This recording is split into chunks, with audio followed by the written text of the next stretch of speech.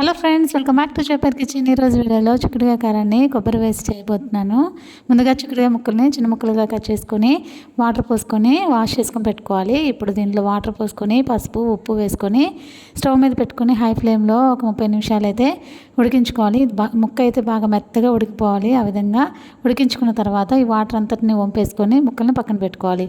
ఇప్పుడు ఒక ప్యాన్ తీసుకొని ఆయిల్ వేసుకొని పోపు దినుసులు, ఆనియన్స్, కరివేపాకు వేసుకొని ఫ్రై చేసుకోవాలి. ఫ్రై అయిన తర్వాత పక్కన పెట్టుకున్న చిక్కుడుకాయ ముక్కలను కూడా యాడ్ చేసుకొని ఫ్రై చేసుకోవాలి. కొంచెం ఫ్రై అయిన తర్వాత ఎండు కొబ్బరిని ఇలా తురుముకోవాలి.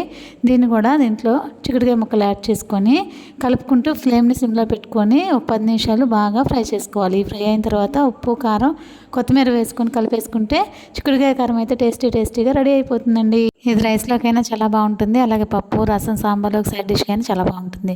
మరి మీకు వీడియో నేస్తే లైక్ చేయండి. ఇలాంటి మరిన్ని రెసిపీస్ కోసం మన ఛానల్ సబ్స్క్రైబ్ చేసుకొని సపోర్ట్ చేయండి. నెక్స్ట్ వీడియో కలుద్దాం. అంతవరకు